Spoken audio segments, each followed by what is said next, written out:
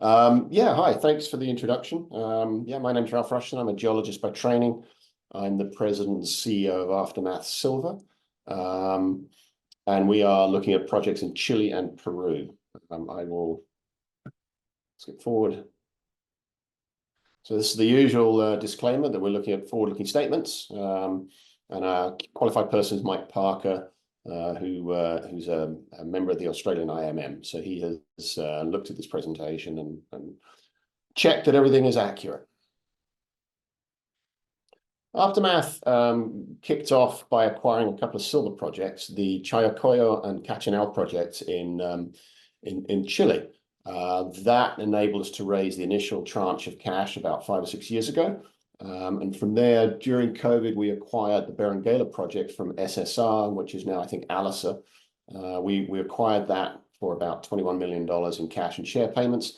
And that has since become our primary project. That's where we're putting all our efforts, and that is what has attracted the recent investment into the company. In terms of the key people, there's myself, Michael Williams, and Michael Parker. We run the company. Michael Parker is a British-based geologist. He holds a Peruvian passport through marriage. He speaks fluent Spanish, and he's our COO. He's the guy on the ground that runs the projects. And has extensive experience of running large organizations, including he was the manager for First Quantum in Peru and very senior for First Quantum in Africa for a while. Mike Williams is the chairman. Some of you may have come across his previous companies. He sold Underworld Resources to Kinross Gold for $138 million a few years back. Mike is a capital markets man and a promoter. And then my job is president and CEO. So I'm a sort of a jack of all trades person. Between the three of us, we run the company. And Victor Grande is our other key individual. He's former World Bank. He's indigenous Peruvian, lives in Lima, and he's running our community relations and social engagement programs down in Peru. Just quickly, the share structure and performance of the company. We have about 257 million shares issued currently. Our share price as of this moment is around 63 cents Canadian. So we're looking at about $150 million market cap. Our largest investor is Eric Sprott, currently at about 19% of the company after a $5 million investment in August. Management own about 2% of the issued. And we trade very, very well. We've worked very hard at creating liquidity for the company. So we're currently trading well north of 1 million shares a day, but our 3-month average is about 540,000 shares a day on the TSX and about 360,000 on the OTC. So strong liquidity. Recent news, as I said, Eric Sprott kicked in $5 million at 35 cents in August. And then about 3 or 4 weeks later, a couple of months later, he called us up again and said he wanted to put another $10 million into the company at 45 cents. He will become our largest shareholder with about 25%. So shareholder approval is required for this via a special general meeting. But assuming that gets passed, Eric's ownership will increase to 72 million shares, or roughly 26% of issued. But our post-private placement cash will likely be around $20 to $22 million cash on hand, as we are seeing a lot of warrant exercises at the moment too. And that will push our issued and outstanding up to about 278 million shares. So very briefly, I'll touch on the silver projects in Chile. Cachinal project was the first one we acquired for around $2 or $3 million about 6 or 7 years ago. It's a relatively small what we call an intermediate sulfidation epithermal system. It's got about 5 million tons in indicated, grading about 2 to 3 ounces per ton silver and a trace of gold. So that's 16 million ounces contained in indicated and around another 2.5 million in inferred. We're not currently doing any work on this project. We regard it as non-core. We are looking to potentially divest this, and we've had a number of inquiries as to whether it's available. So we'll be looking to try and recoup our costs on this project and maybe look at securing a shareholding in another company on the basis of vending this. Chayacoyo is a project right up in northern Peru. It's just off the Pan American Highway. It was a producing mine. It was owned by Mandalay, and we bought it from Mandalay for about $10 million in cash and shares. We are currently looking at doing a bit of work on this, some geophysics, to define some drill targets. With the increase in our treasury, we might be looking at doing some drilling on this in the coming 12 months. It has a resource of about 6.5 million tons in indicated and about just under 3 million tons in inferred. 35 million ounces of contained silver in the indicated resource and another 11 million in inferred. So it's a reasonable resource. We believe we can expand it with a targeted drill program. And as I say, we'll be doing some geophysics to help define those drill targets. Now on to what we think is our main event, is the Berenguela project in Peru. It's an unusual project. It is a silver, copper, manganese deposit. There's not many of these around the world. The only probably analog that we're aware of is in Arizona, owned by, I think, South 32, I think, own that one. This is something we acquired from Alisa for $21 million, sorry, SSR, $21 million in cash and shares. We've got about $6 million US left to pay for it, and the next payment is due in May, which is about $3 million US, and that once we've made those payments, that'll give us 100% of the project. It's one of Latin America's premier undeveloped mining projects. It's at surface, it's on rail, road, and power, which are all within 6 kilometers of the project. It has a lot of drill holes into it, over 380 holes. We're currently drilling at the moment. So we understand the geological model. It's at surface. We believe the strip ratio will be very low. That will be confirmed by the engineering study that's ongoing at the moment. And it has the potential to produce silver and copper and battery-grade manganese sulfate monohydrate. It's one of the key ingredients in batteries at the moment, and is in increasing demand with the price forecasts out for the next sort of 5 to 10 years looking very positive. So it behooves us to take a look at the manganese component, and that's what we've been doing with metallurgy that's underway, and also PEA level engineering that's underway at the moment, with some phase 2 infill drilling underway that's going to lead to upgrading some of the inferred resources to measured and indicated. This is where the project is. It's in southern Peru. It's on the main road between Arequipa and Lake Titicaca and the city of Juliaca. It's in here. There we go, the little orange star. It's, as I say, it's 5 kilometers off the road, and the nearest town is called Santa Lucia. It's on rail. The rail goes to the port of Matarani on the coast, and there's high tension power lines nearby as well. They run through the main valley about 5 k's away, and there's access to airports through Arequipa or Juliaca. It takes about 4 hours to drive there from Arequipa, so access is very, very good. This is what it looks like at surface. We've got historic silver workings there in the foreground. It was mined at the turn of the last century by a British company called Lampa Resources. They were mining high-grade silver, probably 4 or 5 kilograms per ton silver. Santa Lucia is there in the background. That's where our core yard is, and the main rail line runs through this valley here. The railroad and power run through there, so it's nice open country. There's nothing goes on there other than a little bit of sheep and vicuña farming. Other than that, the land is privately held. It's not a community association, and we have access agreements with all of the landowners in the area, and we use those landowners as labor when we're doing work up there. This is the town of Santa Lucia. There's the railway line. It's under capacity where we are. By the time you get to Arequipa, it does start to pick up mine-related traffic, but where we are, it's underutilized. And Santa Lucia itself is a resource town. That's in the middle of the town there. It's a statue of a happy miner. So basically, they focus on a little bit of farming and providing labor for nearby mines. The deposit, as I said, has been drilled. We can see from this slide, the red roughly corresponds to measured indicated, and the blue would be inferred. You can see that the deposit is actually open pit shaped. It's like the keel of a or the hull of a ship. You're straight into mineralization at surface, which is why we think the strip ratio will be very low. It's been extensively drilled, and we're very comfortable with the geology of the project. What we're focusing on at the moment is infilling some of the areas where the drilling is quite broadly spaced to bring those up to measured and indicated. We don't expect there's going to be a big increase in the resource from from the drilling, but we do think we'll see more tons in measured and indicated and less in inferred. This is the resource that's been defined. This is our work.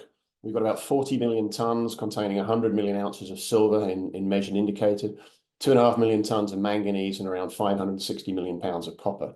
Crucially, when you make manganese sulfate from manganese metal, 1 ton of metal yields 3 tons of sulfate. So that manganese resource there, multiply that by 3, and that gives you a rough estimate, not including accounting for recoveries, gives you a rough estimate of what that would translate into in terms of manganese sulfate.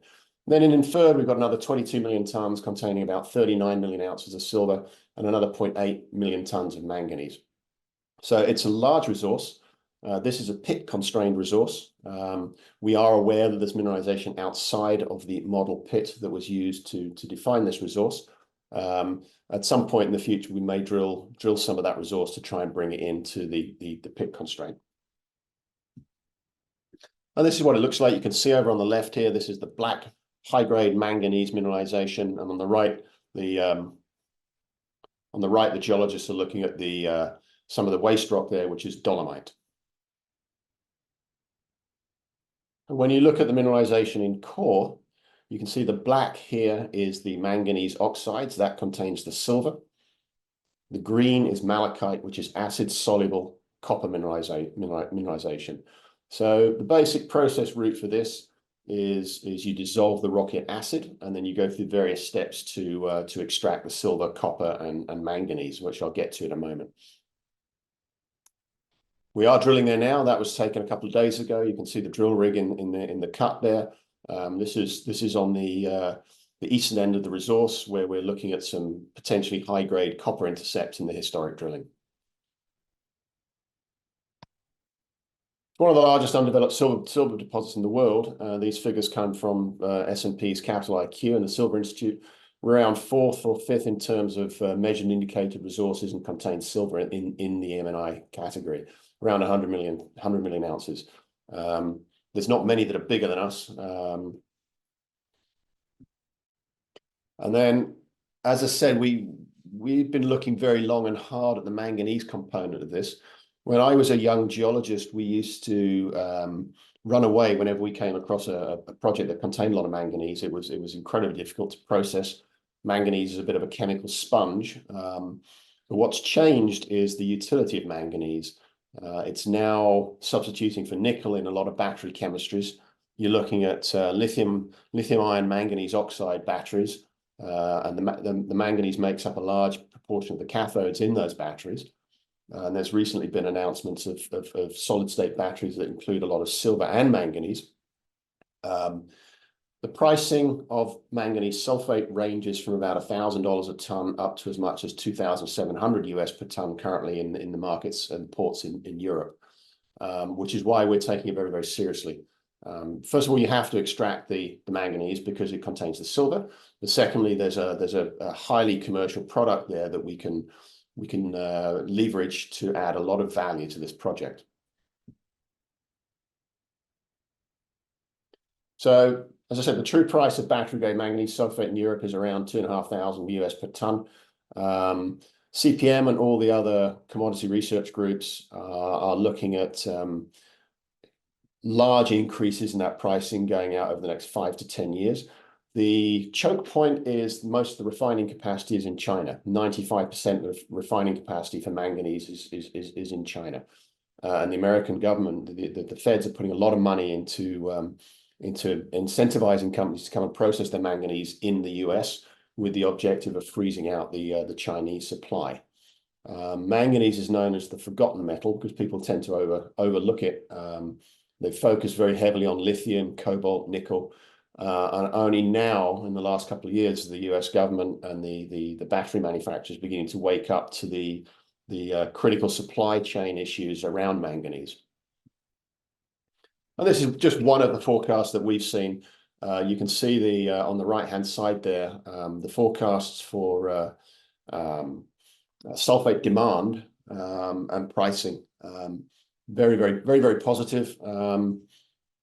We're going to be working with a consulting group out of the UK that has expertise in manganese and the capital markets surrounding manganese. So we'll be talking to them shortly about helping us commercialize this product down the road.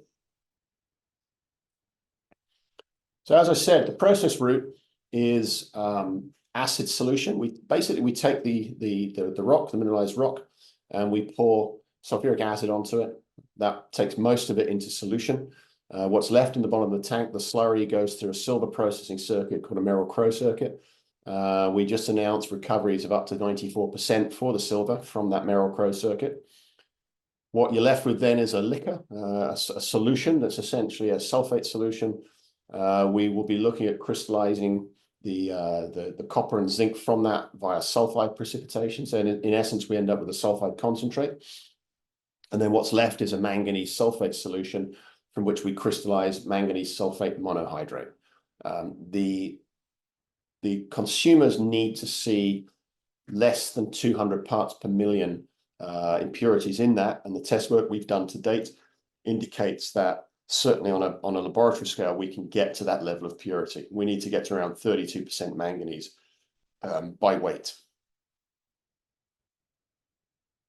And that's just a photograph of what we're doing. This was some of the this is the lab that we're using in Reno, Caps Cassie in Reno. They're doing the test work for us, and they're doing the preliminary engineering design for us.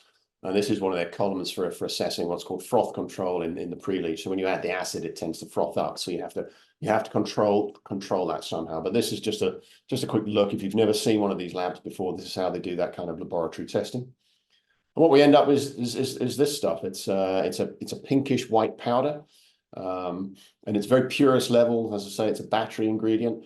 At lower purities, around 97–98% purity, it's used as an agricultural feedstuff. So it's actually fed to farm animals, and it's also a crucial fertilizer for crops. And the ag grade stuff sells for around $500 per ton versus, as I say, north of probably $2,700 US per ton for the battery grade stuff. So where are we? We are currently working on the met test work. What we've done is we've divided up the mineralized body into domains based on the amount of waste rock, and each one of those domains is being run through the same test circuit to make sure that we can get to manganese sulfate for all of them. Process design work is underway. Caps Cassie are doing that. And we've retained a group in Peru, an engineering group down there that's looking at the logistics and the infrastructure that we're going to need down there, the transport, the social side of it, the environmental side of it. That's all being handled by a large international company that has an office in Lima. And we would hope to have a PEA completed mid-2025, which would then feed in, assuming it's positive, we'd then feed that into a PFS work that will hopefully start second half of 2025. With the recent injection of capital from Mr. Sprott and the warrants that we are currently seeing exercised, I would anticipate that we'll have somewhere between $20 to probably $23 million in the treasury by the end of November, and that should allow us to move through most of this well into the PFS. So at the moment, I'm estimating we have probably 18 months to 2 years runway ahead of us, where we don't have to refinance. And then in addition to that, on the Berenguela project, we do have some interesting exploration targets that we're following up on. In this area down here in the bottom left, there's an intrusive target. There's an active magnetite mine, so an iron mine just off our concessions. We see a lot of copper at surface associated with that target. And then up in here, this is an area where we're going to be drilling in the near future. There's a hole up there, historic hole that recorded 123 meters at just about 1.2% copper. So we want to follow that up and see what the implications of that are for our resource. But this is that sort of western target. You can see here we have a 2-kilometer trend of mineralization, copper mineralization up to 2% copper in historic sampling at surface. So it's trace up to about 2% over about 2 kilometers. So we will be following that up, hopefully drilling it sometime next year. We're applying for drill permits for that now, but it's a very interesting target. We don't believe it's related to the main Berenguela mineralization, but it is something that we have to follow up. So just to quickly summarize, Berenguela, it benefits from excellent infrastructure. It's at surface, it's exposed, potentially very low strip ratio. We have a robust resource on it that we're doing some additional drilling on at the moment to infill some of the inferred. Preliminary engineering is underway, PEA level engineering. The aim is to demonstrate a low strip ratio open pit operation. And we're looking at upgrading the manganese to a battery-grade manganese sulfate monohydrate, which we think will contribute hugely to the potential revenue from the project when we get around to building our cash flow model. It's one of the largest undeveloped global silver projects. On a standalone basis, it's a wonderful silver project, but if you factor in the copper and the manganese, it becomes potentially a world-class project down the road. We also have excellent exploration upsides with a couple of targets, including the high potential copper target down on the western side. So that is a quick summary of what we're doing, and I'd now be happy to take any questions. Excellent, Ralph. Thank you. Our audience obviously knows a lot about silver and copper, but probably not a lot about manganese. Yeah. And I think that's really interesting. We hear about nickel and graphite and cobalt and all these things in these batteries, but manganese hasn't really made the main stage. Yeah. Is it coming in as a replacement of something? Is this new? Yeah, and in some batteries it's replacing cobalt, which obviously has advantages. I mean, A, cobalt's fairly toxic, but B, there's been a lot of anguish over the years about the conditions in which some of the cobalt is extracted in Africa. Totally. So yeah, my understanding of battery chemistry is limited. I'm not a chemist, I'm a geologist, but it does apparently lead to, I think, a higher charge density and longer life batteries, and it's currently used in fairly high quality auto batteries. Now you're going to be drilling more just to increase the confidence on this asset. Like, you don't really need more silver on this. Like, no, we don't. And that's a good point. I mean, we took the decision a while ago. If you understand anything about discounted cash flow models, if you look at the discount rate for Peru, which is probably about 8% at a minimum, by the time you discount cash flows that are 12, 13 years out, they're essentially meaningless. So going beyond about a 13, 14-year mine life contributes nothing. And we took that decision consciously that we wouldn't work to add resources. We're not going to drill this for the sake of drilling it. We are drilling it to upgrade inferred into M&I because you can do more with M&I in the engineering studies. Mm-hmm. Mm-hmm. And then how many meters has been drilled on this project to date? Well, there's probably about 400 holes. Yeah. Off the top of my head, I can't remember the exact meterage, but there's nothing deeper than about 200 meters. So you're probably looking around an average of 100, 150 meters. So you're probably looking at 40 to 50,000 meters of drilling so far. We've drilled about probably 8,500 ourselves. The rest was historic operators. Yeah. And then can we just quickly touch on Peru? I haven't, what's the sentiment like there from investors now? We're perfectly happy down there. I mean, there was the Castillo government a few years ago that led to a massive crash in confidence in Peru. He eventually overstepped his authority and is now, I think, in prison. And the government has returned to a much more centrist government, and they've been doing a very intense marketing and lobbying effort over the last couple of years. They've been to, I think, every continent where money is raised for mining companies, and they've met with key governments, key individuals in industry, saying we're open for business. Don't discount us. Come back. We want to see the investment.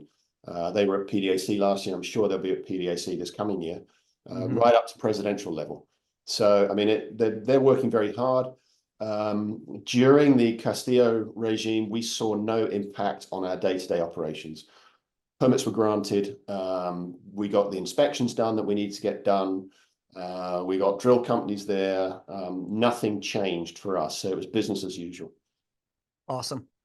Ralph, great presentation. Great team. You got the right shareholders and looks like a great asset. So best of luck moving forward. Thank you so much for your time. Yeah. Thanks a lot. Bye-bye. Great presentation. Thank you.